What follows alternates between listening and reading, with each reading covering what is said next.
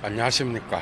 지금부터 예도는 지적에 대한 1989년도에 출간한 The Sublime Object of Ideology라고 하는 이데올로기의 숭고한 대상, 이데올로기라는 숭고한 대상, 오브를 동격으로 해석해서 이데올로기 숭고한 대상, 이데올로기는 숭고한 대상이라고 하는 이 지적이 이 책을 씀으로써 일약 대스타가 됐는데, 철학계에 어쨌든,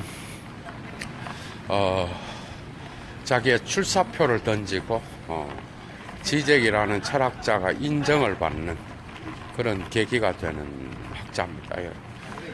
계기가 되는 그런, 지적의 작품인데, 예도가 이 작품을, 조금 더 체계적으로 여러분들에게 알려드리면서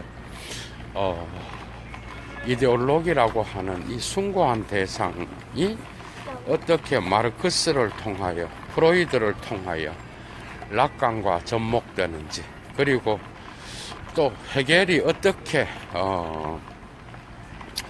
여기에서 새롭게 부각되어 나타나는지. 오늘날 헤겔은 락강과 접목되면서, 그죠? 지적을 통하여 완전히 새로운 관점에서 바라볼 수 있는 그런 계기가 생겼죠, 그죠? 그것은 참 지적이라는 이 철학자의 엄청난, 그죠? 그러한 업적이라고 할 수 있어. 예도가 언젠가 물론 강좌를 이미 열었지만 까다로운 주체를 4~5편으로 나누어서 강좌를 열었죠.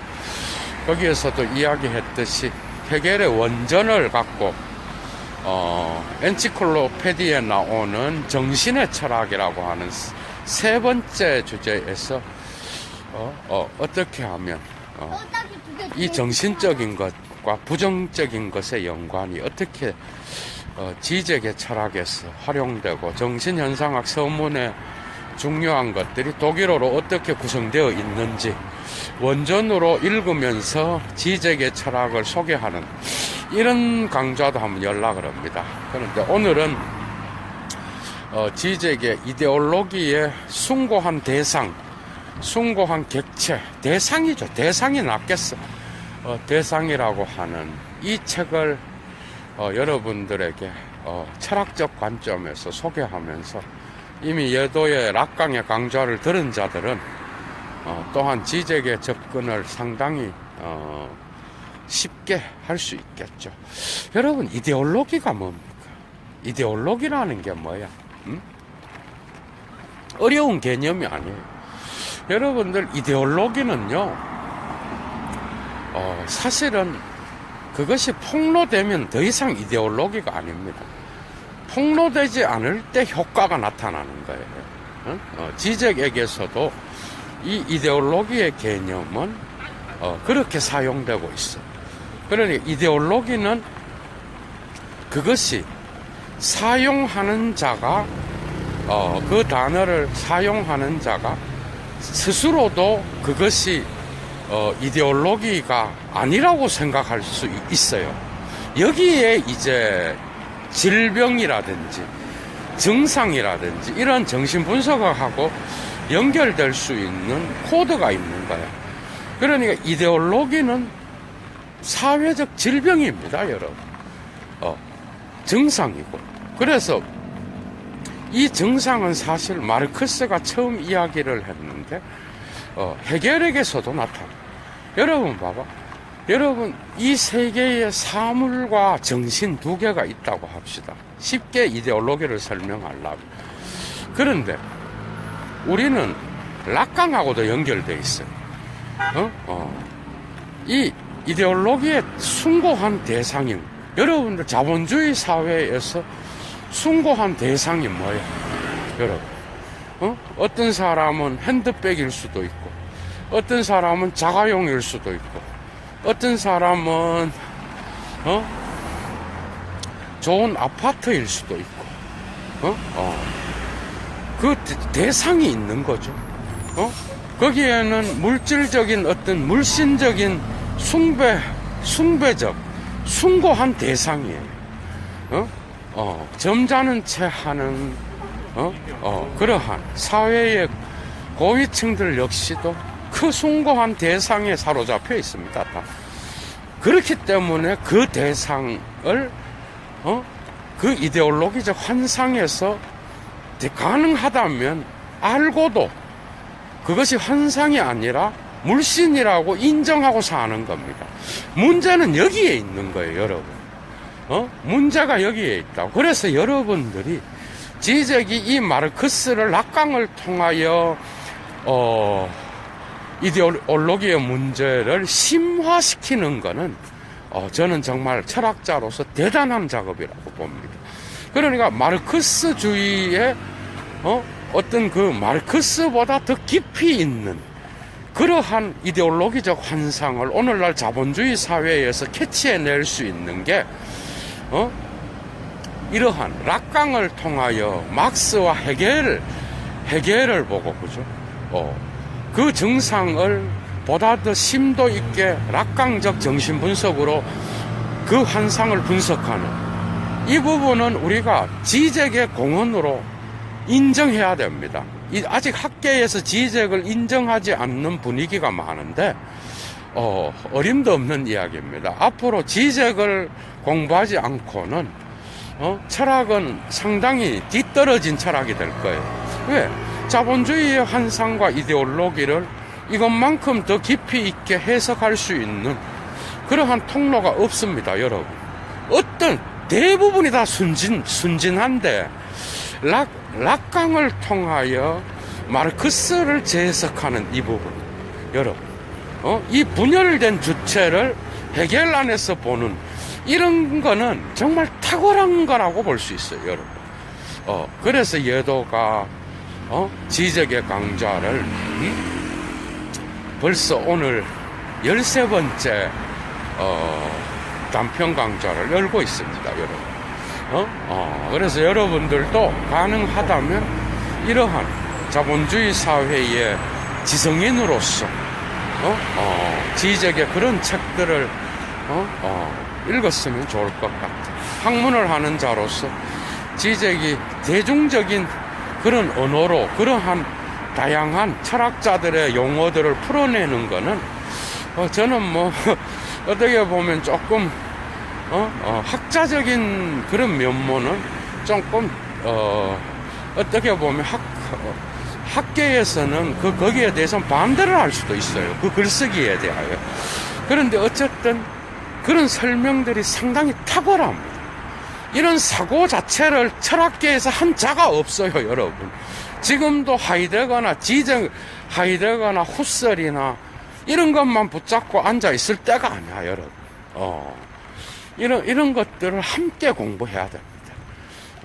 그렇다고 여러분들이 치열하게 그러한 정통 철학자들의 공부를 놓치고 지적의 책만을 읽어야 된다. 이건 아니에요.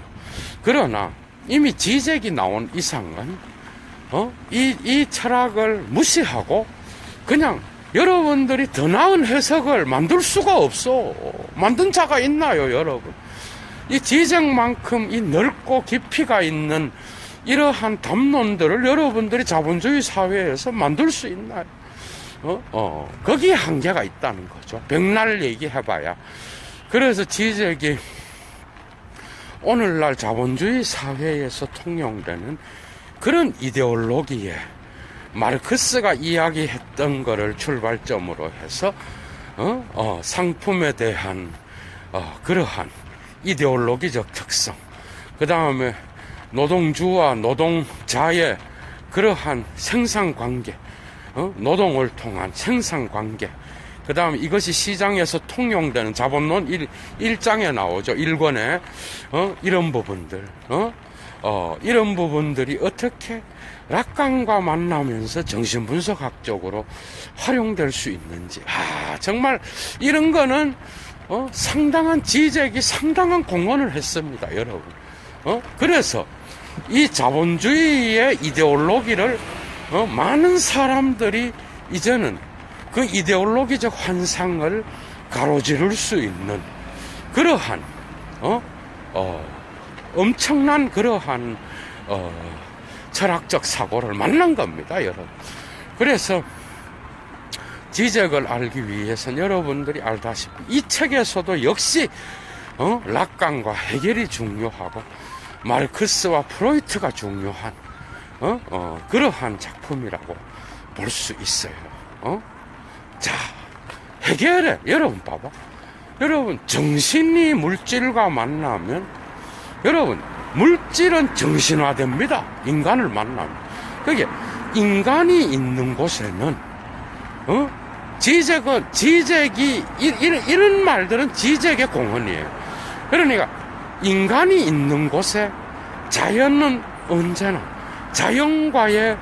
자연을 침해하고 자연을 해치는 일은 인간이 존재하는 이상 불가능할 것이다. 자연으로 돌아간다든지 자연을 파괴한다든지 이러한 양극단은 환상에 불과한 거다. 인간이 존재하는 이상 인간은 언제나 자연을 인간화할 수밖에 없다. 이거는 니체가 자기의 습작인 도덕 외적 의미에서의 진실과 거짓에서도 인간은 언어를 통하여 인간은 사물을 정신화시킵니다, 여러분. 이미 이 정신과 물질의 관계에서 이게 유물론이든 이게 관념론이든 이런 논쟁은요 이제는 되게 순진한 논쟁이 돼버렸어요, 여러분. 순수한 유물론도 없고 순수한 관념론도 없어요, 여러분. 관념론을 추구하는 놈 중에 물질을 추구하지 않는 자가 누가 있어? 물질을 추구한다라고 말을 하면서 인간은 자기의 정신으로 그 물질을 정신화시키지 않는 놈이 어디 있어?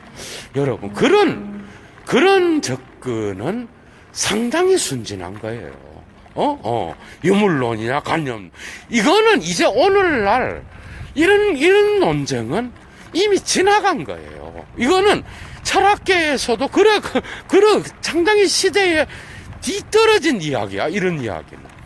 그러니까 어떻게 나가는 거야? 인간이 정신을 가진 인간은 언제나 사물을 자기 방식대로 조작합니다. 사물을 자기 방식대로 인식해요. 자기한테 맞는 방식으로 사물을 인식하고 조작해요. 여러분, 이 과정은 이것 자체가 이미 이데올로기가 있는 거예요. 그러니까 사물을 만나면서 인간은 노동을 통하여 자기 방식대로 존재를 만들어내잖아. 인간에게 필요한 인간의 정신화가 없으면 이러한 사물을 통하여 상품은 불가능합니다. 모든 상품은 인간의 정신화가 들어가요.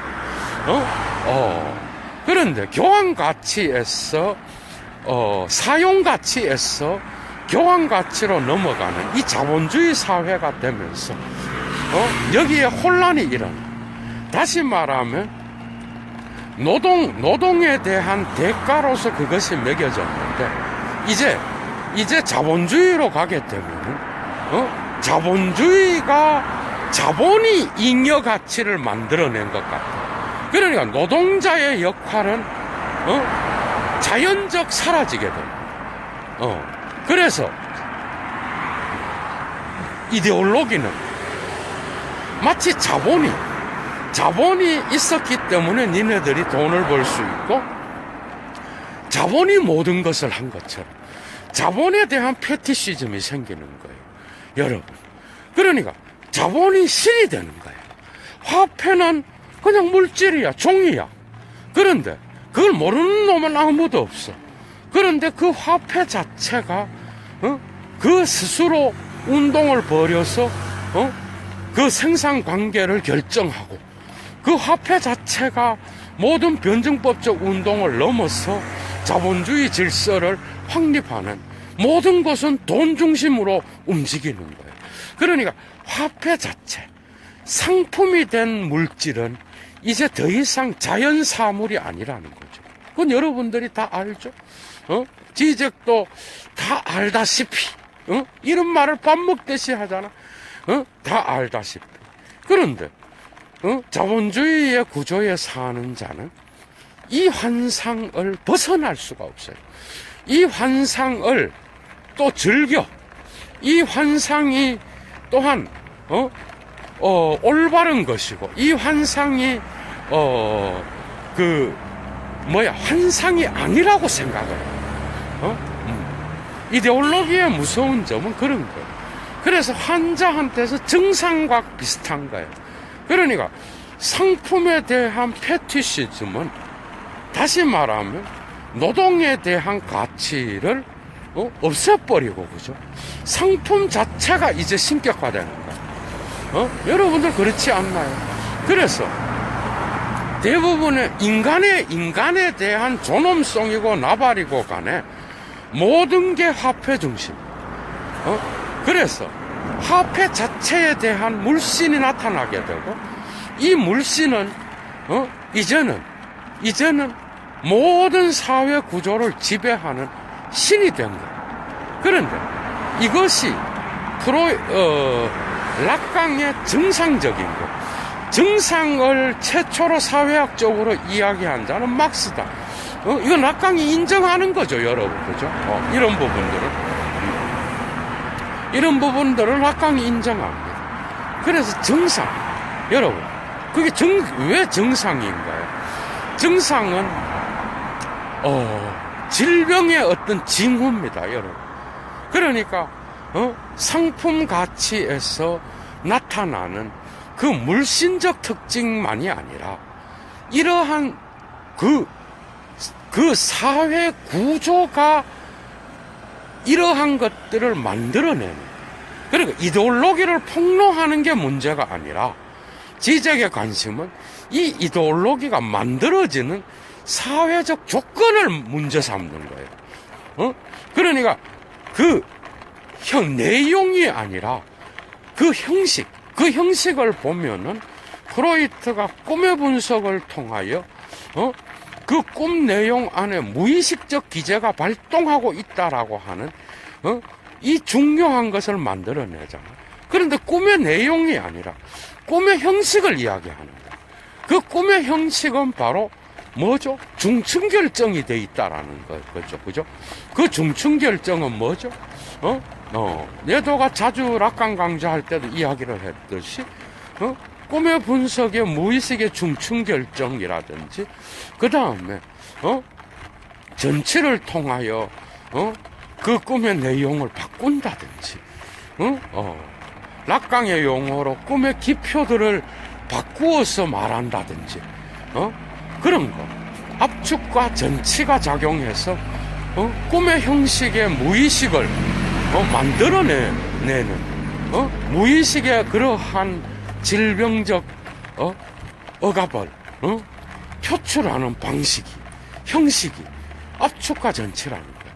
그러니까, 이러한 내용보다는 형식. 그러니까, 사회적인 구조 안에서 상품이라고 하는, 사물 상품이 만들어내는 그러한 이데올로기적 효과가 어떻게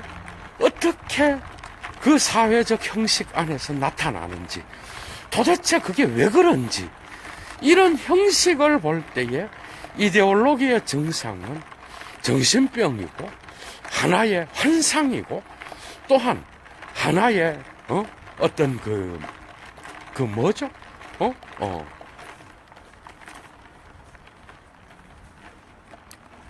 구조라는 거예요. 그죠? 이 구조가 이제는 더욱더 치밀하게 감추어져 있다라는 이야기예요. 그래서 이데올로기의 환상을 우리가 인식해야 되는 이유는 그것이 환상이라는, 그 환상 배후에는 아무것도 없어요. 물을 우리는 붙잡고 있는 거예요. 그것이 환상임을 모르기 때문에 인간은 자기 자신의 본성을 그 모든 것에 바친, 종교적으로 말하면 우상이에요. 우상을 섬기고 있는 거다. 우상에 다 빠져 있는 거예요. 응? 그래서 그것이 환상이기 때문에 이 이데올로기적 환상을 어떻게 사회 안에서 만들어지고 구성되는지 이런 것에 대하여 지적은 락강을 통하여 마침내 밝혀냅니다. 이런 환상은 뭐예요, 여러분? 상상계에도 있고 락강의 철학에서 또한 뭐죠? 상징계에도 있습니다. 상상계의 환상은 누가 심는 거죠? 자기가 심는 거예요. 자아가 심는 거예요. 거울 단계를 통해 막스적으로 말하면 A라고 하는 상품의 가치는 전체 상품 안에서의 B의 상품의 가치가 있어요. 짝퉁이라고 하는 핸드백이 있어야 진짜라고 하는 상품의 가치가 매겨지듯이 모든 상품은 상품들끼리의 거울 단계가 있는 거예요. 이러한 상상계의 환상은 자아가 만들어내요. 그런데 상징계의 환상은 누가 만드는 거예요? 타자가 만드는 거예요. 이 타자들을 대표하는 대타자가 만드는 거예요. 이게 바로 국가요, 종교요, 마르크스가 이데올로기의 상층부로 규정했던, 그 모든 것, 하부 구조를 지배하는 모든 정신적인 거를, 이데올로기적 환상을 부여하는 구조라고 봅니다. 법, 여러분. 그 다음에 종교의 어떤 그러한 도구마, 국가의 어떤 명령을 담은 지령들, 이런 것들, 이런 정신적인 것들을, 사물을 질서하고 관리를 하기 위하여, 집어넣는 아버지의 이름과 같은, 호명을 통하여 환상을 집어넣습니다. 이 말은, 문제는 막스적인 이러한, 정상에 대한 것이 락강의 상징계의 환상과 연결될 수 있는 것은 이러한 환상이 특정한 국가 권력이라든지 특정한 자본주의 질서에 힘을 가진 그러한 자들에 의하여 불어넣어진다고 본 거예요. 이해가 되죠? 그러니까 이것이 락강과 연결될 수 있는 거예요. 그런데 왜 환상을 불어넣습니까? 왜냐하면 이 타자들을 잘 지배하려고 이 대타자가 떠돌아다는 기표에다가 고정점을 만들어요. 이 막스주의적 환상과 정상을 이제는 락강을 통하여 해석하는데, 지적은 어떻게 보면 이데올로기의 숭고한 대상은 이러한 막스적인 그러한 이데올로기적 정상 개념을 락강의 향유의 개념이라든지 고정점이라든지 숭고한 대상이라든지 이런 걸로 이제는 대치하여 정신분석학 개념을 통하여 이데올로기의 환상을 만들어지는 그 과정을 밝히면서 거기에 저항하는 새로운 실제계의 주체를 만들어내려고 하는 게 바로 지적의 의도죠, 여러분. 그러니까 그 고정점은 뭐예요? 다양한 기표들을 대타자가 국가라든지 아버지라든지 가정의 아버지라든지 국가의 권력기관이라든지 그 모든 기관들, 학교라든지 그런 모든 대표가 되는 기관들이 이 소타자들, 그 상징계의 질서 안에 들어가 있는 자들에게 주입하는 것. 그 기표들을 만들어서 거기에 고정점을 집어넣고 의미와 사슬 안에서 쾌락 원칙도 그런 식으로 조정하고 그 욕망을 독특하게 이용하여 그 자아는 그래서 이 타자들의 눈에 내가 어떻게 보일지 여기에 관심이. 다시 말하면 상징계에서의 질문은 그겁니다. 내가 무엇을 해야 됩니까? 그러니까 대타자는 네가 원하는 게 뭐냐? 이래 질문해. 그게 아버지가 아이에게 원하는 게 뭐냐? 이래 질문하는 거랑 똑같아. 국가기관이 국민들에게 네가 원하는 게 뭐냐? 이래 물어봐. 그런데 이 질문과 응답 사이에 이 소타자는 응답할 능력이 없는 거야. 그 이유는 이미 국가가 만들어 놓은, 대타자가 만들어 놓은 의미와 연세의 고정점이 따로 있는 거예요. 그래서 그 고정점에 따라서 이 상징계로 진입한 자아들은 거기에 맞추어서 자기 자신을 변화시킵니다, 여러분. 여기에 환상이 있는 거예요. 그게 상징계적 환상과 상상계적 환상이 만나는 거예요. 자아는 끊임없이 대타자의 그 기호에 맞추어서 상징계에 편입됩니다. 이것은 결국 국가는 그런데 왜 자기가 완전한 구조라고 하면은 왜 이데올로기를 만드는 국가는 자기 자신이 사회라고 하는 거는 근본적으로, 이건 락강이 가르쳐줍니다. 사회는 근본적으로요, 결코 완전하고 조화로운 유기체가 될 수가 없어요. 사회 자체는 이미, 그죠? 이미 특정 어떤 그러한 집단들과 집단들의 관계, 자아와 타자들의 관계, 대타자와 그 다음에 소타자들의 관계에 의하여 이미 사회는 부조화가 근본이에요. 틈과 균열이 있는 거예요. 여기에 실제계가 들어오게 되면서 구멍을 내버려요. 그래서 상징적 질서는 언제나 상징적 질서를 지배하는 국가나 가정의 아버지나 이러한 대타자는 자기 자신 안에 결핍을 갖고 있음을 누구보다 잘 알아요. 그러니까 타자가 결핍된 게 아니에요. 자아가 결핍되었다는 걸 깨닫는 게 중요한 게 아니라 대타자는 스스로 자기가 이 의미와 사설에서 이걸 고정점을 통하여 조정하면서 결코 완전한 조화나 완전한 것을 만들어낼 수 있다라는 그런 환상을 갖고 있지 않아요. 이것이 결핍되어 있음을 누구보다 잘 아는 게 대타자예요. 이 결핍을 메우는 게 이데올로기입니다, 여러분. 이해가 돼요?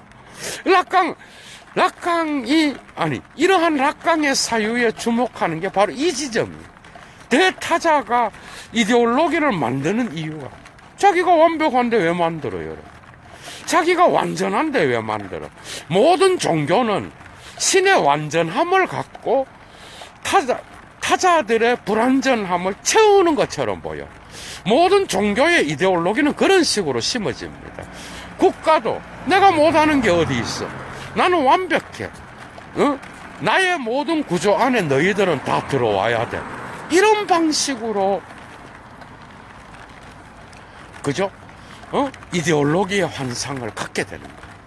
그러니까 국가든 종교든 어떤 것이든 학교든 어떤 것도 완벽한 건 없어요. 사회의 모든 의미와 연세는 기표들의 특정한 떠돌아다니는 기표들을 모아놓은 거예요.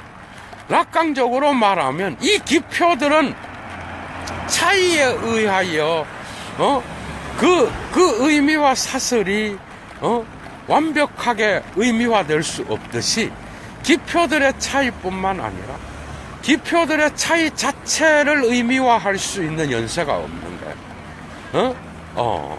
그래서 이데올로기적 환상이 나타나는 거예요. 그러니까 상징계의 구멍은 그런 식으로 나는 거예요. 이러한 질서화의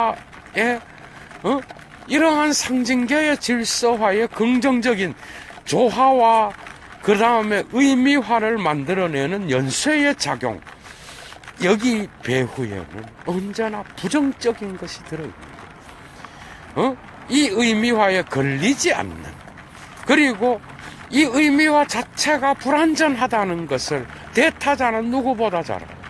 여기에서 환상을 심어주는 거예요. 욕망을 이용하는 거죠. 네가 원하는 게 뭐야? 알고 보면 대타자가 원하는 겁니다. 맞죠?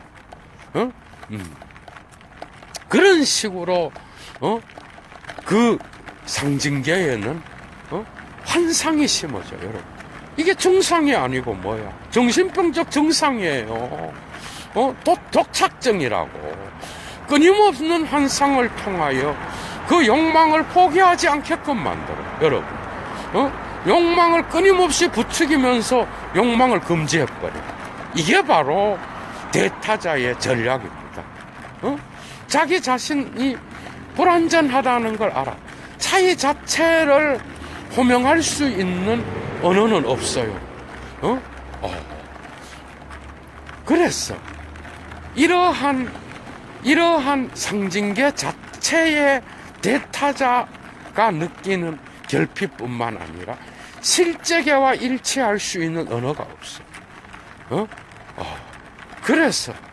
그래서 욕망은 이러한 욕망, 잉여적 욕망, 잉여 자본이 잉여적 욕망의 잉여적 향유입니다.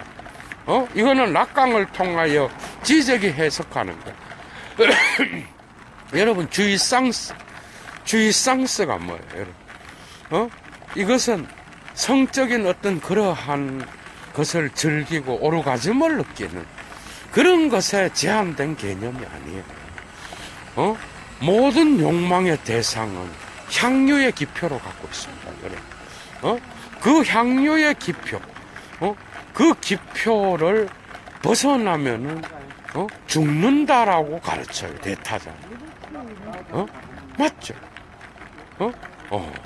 그래서 자기가 감당할 수 있는 쾌락 원칙을 넘어서면은 실제계와 만나. 거기엔 죽음 충동이 있는 거예요. 그러니까 프로이트한테도 죽음 충동은 언제나 쾌락 원칙과 연관되어 있어요. 이해가 돼요? 이 쾌락 원칙과 연관되어 있고, 그 한계를 넘어서려고 하는 과정에서 나타나는 거예요. 그래서 모든 생물학적인 그러한 것과 연관된 그것만 있는 게 아니라 모든 생물체를 가진 생물학적인 그러한 유기체를 가진 자들은 죽음으로 돌아가려는 본능이 있다. 그러나 이것은 쾌락 원칙과 연결되어 있는 거예요, 여러분. 이것이 락강한테 오면서 락강은 이것을 죽음 충동을 타나토스를 바로 저기에다 위치시켜. 상징계와 실제계의 경계. 그러니까 이 주의상스가 바로 이 정상 자본주의 사회의 그러한 이데올로기적 환상을 만들어내는 그런 기표입니다. 이 기표를 통하여 끊임없이 사람들은 이 대타자가 주는 이 기표의 욕망을 향유하기 위하여 끊임없이 거기에 맞춰, 다 거기에 맞춰 살아요. 옷을 입는 것도 그렇고, 모든 의식주를 해결하는 방식이나 모든 것을 다, 먹고 싶은 것도 거기에다 맞추고, 결국 자기 주체적으로 선택하는 것 안에도 무의식적으로 이러한 타자들의 기호에 자기를 맞추는 이러한 특징을 갖고 있는 거예요. 그죠? 누구든지. 이런 강좌를 하고 있는 얘도 역시도. 얘도가 지금 뭐 중세에 사는 사람의 옷을 입진 않잖아. 인간은 이 상징계를 벗어날 수가 없어. 그죠? 그래서 언어를 사용한다는 것 자체가 이미 이데올로기적 환상에 갇혀 있다는 거. 이 환상은 그렇기 때문에 결코 그렇게 이 환상 자체가 없는 세계로 가자는 게 아니야. 그것은 순진한 거라는 거야. 응? 응? 이런 지점에서 지적의 이데올로기 이론은, 바디유왕도 다르고, 그죠? 아감밴드가도 다른 거예요. 이 이데올로기 자체를, 벗어날 수 없다는 거예요. 그런데 이것이 환상임을 알고, 벗어난다라는 거는 그것 자체가 환상이라는 거예요. 이데올로기가 없을 수가 없다라는 거예요. 그런데 이 이데올로기가 대타자에 의해서 어떻게 만들어지는지, 이 과정을 통하여, 이데올로기 비판을 통하여, 우리가 이데올로기의 질서 속에 살고 있음을 자각하고, 여기에 대한 대안으로서, 까다로운 주체로서, 우리가 이 숭고한 대상이 환상임을 알아야 된다라는 그러한 자각과 더불어 이 비판을 통하여, 그것이 자본주의가 주는 이데올로기적 우상이라는 것을 자각하는 그것 자체가 이미 이데올로기 비판의 성과라고 할 수 있어요. 그러니까 지색이 만약에 내가 니네들을 이데올로기로부터 건져내서 새로운 유토피아로 가게 만들겠다, 이러면 이거는 비현실적인 거죠. 그게 아니라, 락강이 주체가 이데올로기에 의하여, 상징계의 질서에 의하여 형성되듯이, 그렇게 우리 인간도, 우리도 이러한 자본주의가 주는 이 이데올로기적 환상으로부터 우리가 쉽게 벗어나서 뭔가 해방을 얻고 이래서 우리가 또 새로운 세계, 이게 아니라는 거예요. 우리는 쉽게 이데올로기를 벗어날 수 없다는 것을 이야기하는 거예요. 거기에서 자기의 그 비판 자체에서 인간성의 본성, 인간의 어떤 이러한 현실 사회와 인간의 관계를 제대로 모색해보자는 거야. 이거를 통해서 어떤 새로운 대안이 나올 수 있는지, 여러분, 그런 걸 고민하자. 그러니까 이데올로기 비판은 완전히 그걸로부터 벗어나서 뭔가, 그게 아니라 이러한 증상에 사로잡힌 자로서 이 증상을 진단하고 이것이 더 큰 질병으로 확산되지 않기를 원하는 거죠. 이것이 질병이라는 것, 이런 증상, 이 증상이 증환으로 변합니다, 여러분. 욕망이 충동으로, 죽음 충동으로 변하듯이, 그래서 이 대타자가 주는 그 환상에 사로잡혀서 우리는 다 살아가는 겁니다, 여러분. 그래서 그 환상에 사로잡힌 자로서, 그죠?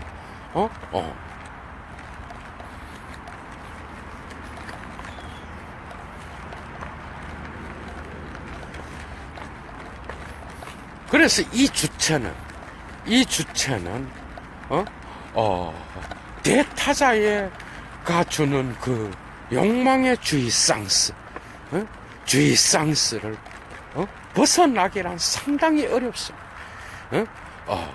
그 어려운 현실 지점 레벨을 발견하고 거기에서 죽음 충동을 끝까지 밀어붙여서 죽음 충동을 통하여 여기에 저항할 수 있는 상징계 안에서의 실제계가 구멍을 내고 나오듯이 이러한 이데올로기적 환상에 만들어지는 그 어떻게 만들어지는지를 깨닫고 그것으로부터 가능하다면 이 환상에 사로잡히지 않은 자들이 죽음 충동 너머에 있는 실제 세계와의 만남을 통하여 올바른 현실을 자각하자는 게 바로 그런 거예요. 그런데 쉽게 어떻게 자각이 돼? 대부분의 사람은 이 향유, 이 숭고한 대상, 자본주의 사회가 주는 대타자가 심어놓은 그 엄청난 향유의 기표들에 다 빠져서 거기에서 허덕이고 있는 자들이 대부분인데 어떻게 여기서부터 빠져나와서 여러분 빠져나와갖고 거기에 항거를 하겠느냐고. 이 숭고한 대상 배후에는 아무것도 없다라는 것, 이것이 바로 무라는 것을 깨닫는 자가 돼야 된다라는 거죠. 그게 바로 이데올로기적 환상을 가로지른다는 거죠. 락강이 말하듯이 이 환상을 가로질러 이제는 죽음 충동에까지 가서, 그죠? 이 대타자가 만들어주는 그러한 것을 넘어서, 그죠? 이 주의상스의 기표가의 본질을 깨닫고, 거기에서 실제의 어떤 그 상황과, 마주치고, 지적의 의도가 뭡니까? 우리가 이것을 피해서, 이걸 벗어나서 또 다른 유토피아, 그런 건 없다는 거야. 우리가 이 세계에 사는 이상, 우리는 이 상징 질서를 벗어날 수 없어, 락강처럼. 우리는 거기에 의하여 형성되지만, 후기 락강과 같이, 이 실제계가 구멍을 뚫고 들어와서 죽음 충동 너머에 있는, 이것이 대타자가 만든 환상임을 깨달을 때에 비로소 나타나는 상징계의, 상징계 안에 나타나는 실제계의 그림자. 이걸 깨닫는 자는 누구야? 이거는 대타자가 만들어준 의미화의 기표, 고정점의 환상의 의미라는 걸 깨닫는 자만이, 그죠? 가능한 거겠죠. 그래서 지적은 락강을 따라서 이 숭고한 대상이라고 하는 게 바로 국가 스스로도 만들 수 없는 결핍에 의하여 나온, 그 결핍을 메우기 위하여 나온 완전한 환상임을 깨닫고, 그죠? 거기로부터 벗어나 이제는 후기 락강으로 넘어갑니다. 실제계를 바라보고 상징계에서 중요한 건 그러니까 뭐야? 이 이데올로기적 환상을 피해가자는 게 아니라 지적의 의도는 직면해야 된다라는 거예요. 직면해야 된다는 거예요. 누구든 이 환상을 갖고 살아가는 거예요. 누구든 인간은 물질을 정신화시킨다는 것 자체가 환상이에요, 여러분. 어떻게 보면은 그 의미와 사슬로부터 벗어나는 게 아니라 그 이데올로기에 직면하여 그것이 환상임을 알아야 된다는 거예요. 이게 어려운 문제예요. 여기에 직면하고 거기에 대항하여 여기에서 또 해결이 나타나는 거죠, 여러분.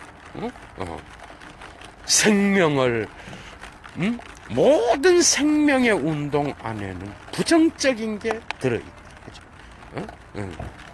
정신은 이것을 깨닫는 거예요. 정신의 운동은 바로 이런 부정적인 것, 이런 죽음에 대한 그러한 그림자를 함께 갖고 거기에 직면하고 그것과 함께 독일어로 verweilen bei dem Negativen이라고 그러죠. 이 부정적인 것에 머물면서 거기에 직면하는 이데올로기에 직면해서, 그죠? 이 흔적에도 불구하고 이 이데올로기와 직면하여 싸운다는 이야기야. 그러면서 가능하다면 이 상징계 안에서 더 많은 실제계의 어떤 그런 특징을 발견하는 그런 방식으로 나가야 된다라는 거야. 이제 이해가 되죠. 이러한 지적의 의도, 그죠? 지적의 의도는 그런 것이 들어있는 거예요. 그래서 그 숭고한 대상은, 쉽게, 그건 우리의 삶의 자리예요. 그 질서화로부터 나는 쉽게 벗어나서 그게 아니라 거기에 직면하고, 그것의 정상을 깨닫고, 그거 환상 배후에는 무가 있음을 알고, 거기에서 까다로운 주체로서 우리가 저항하면서 실제계와의 어떤 다리를 놓을 수 있는 이러한 주체로서 살아야 된다. 이게 바로 저항하는 주체입니다, 여러분. 그러니까 그 환상은 자기 자신이, 그러니까 그 결핍은 이 주체가 어떻게 발견해? 이 주체는 언제나 대상, 숭고한 대상의 향유라고 하는 잉여 향유에 빠져 있어요. 이거는 대타자인 국가가 이거를 관리하는데, 이런 상징계의 질서의 대타자가 관리하고 있는 이러한 대상 향유에 다 빠져 있는 거예요, 여러분. 이 숭고한 대상의 이데올로기로부터 벗어날 수 있는 자는 없어요. 그러나 문제는 이것이 정신병이요, 편집증이요, 또, 뭐죠? 환각증세에 빠져 있는 자요, 그 다음에 도착증이요, 사회학적인 용어로 이야기를 해도 이것이, 어떤 패티시즘에 빠져 있는 인간과 같은 그러한 병이라는 거죠. 왜? 아무것도 없는 물을 숭고한 대상으로 섬기고 앉아 있으니 그게 환상이 아니고 뭐겠냐는 거예요, 여러분. 그 환상임을 깨닫고 그 이데올로기로부터, 그죠? 만들어지는 그 과정을 지켜보고 거기에 직면하여 여기로부터 새로운 해결이, 정신의 운동은 언제나 부정적인 것으로부터 나오는 것이요, 이 부정적인 것은 언제나 비현실적인 것을 갖고 있는 거고, 이 비현실적인 것이 운동을 만들어냄으로써 비로소 새로운 정신의 변증법적 운동이 가능하게 되는, 그래서 새로운 어떤 대상이, 현실성이 만들어지듯이 이런 이데올로기적 환상과 환상에서 볼 때 실제계는 뭐죠? 실제계가 환상인 거지. 실제가 그렇지 않다라는 거를 깨닫는 자는 상징 질서가 거짓이라는 거를 아는 거죠. 그런데 상징 질서가 다인 줄 아는 자는 실제는 오히려 환상이에요, 그들에게. 어떻게 보면은 현실이 거짓이었으면 좋겠다라는 거랑 똑같은 거야. 그래서 이데올로기는 환상임을 아는 즉시 이데올로기의 효과는 사라진다라고 지적은 이야기하고 있어요. 매우 중요한 견해죠. 그런 관점에서 이 숭고한 대상 배후에는 아무것도 없는 거예요. 그죠? 그런 관점에서 이 형식, 이 만들어지는 이 과정, 이러한 숭고한 대상으로 만드는, 그 깊의미와 사슬과 압축과 전체의 무의식적 운동, 이런 것들을 만들어내는, 자본주의 사회의 욕망의 기표들, 거기에 빠져서 거기에 통제되는 그러한 주체가 아니라 이제는 죽음의 충동, 그죠? 이러한 쾌락의 원칙, 상징계에서 통용되는 쾌락의 질서 너머에 있는, 그죠? 실제의 그러한 세계, 거기에 직면하여 이 상징계의 질서가 전부가 아니고, 그 배후에 이러한 결핍이 놓여 있음을 깨닫는 자, 그에겐 더 이상 이데올로기는 이데올로기가 아니라는 거죠.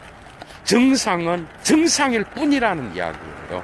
결국은 이런 정상은 이것이 황상임을 폭로당하고 알게 될 때, 비로소 거기서부터 새로운 부정적인 것에 함께 머물매도 불구하고 무엇인가 새로운 것을 창조할 수 있는, 지적이 해겔 해석에서 이야기하듯이, 뭐죠? 정신은, 모순과, 그 다음에, 불일치, 갈등과, 또한 분열, 이런 것들을 함께 담고 있는 그러한 주체다.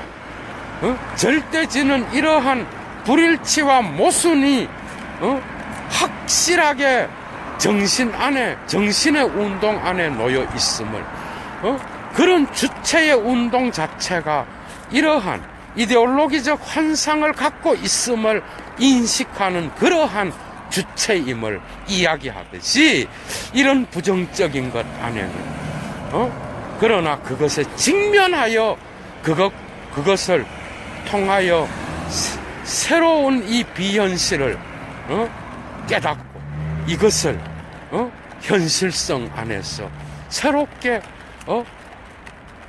새로운 그러한 주체의 운동과 같이 새로운 질서를 향하여 나아가는 그러한 것이 필요하지 않겠는가. 지적은 그렇게 나가고 있습니다, 여러분. 그러나 이것은 해겔의 이러한 관점을 받아들였다 그래서 특정 목적을 지향하는 그러한 해겔적인 해석은 다 거부합니다, 여러분. 오히려 지적이 관심을 두는 것은 이러한 상징계의 이러한 이데올로기가 환상임을 깨닫고 그 과정에서도 이것을 벗어나서 도피하고 그게 아니라 거기서 머물러 그것에 직면하고 또 거기에서 새로운 실제계의 모습을 만들어내고, 그죠? 창조할 수 있는 그러한 주체로서 드러나기를 원한다는 거예요. 이게 바로 이데올로기의 숭고한 대상의 주제들입니다, 여러분. 여러분들이 그 책을 읽고 또한 또 다른 아주 많은 할 얘기가 있지만, 여러분들이 그 책을 읽고 또 다르게 다양하게 막스와 락강과 또 프로이트와 해겔을 또 다른 방식으로 만나는 계기가 되었으면 좋겠습니다. 얘도 오늘 강좌 마치겠습니다. 추스.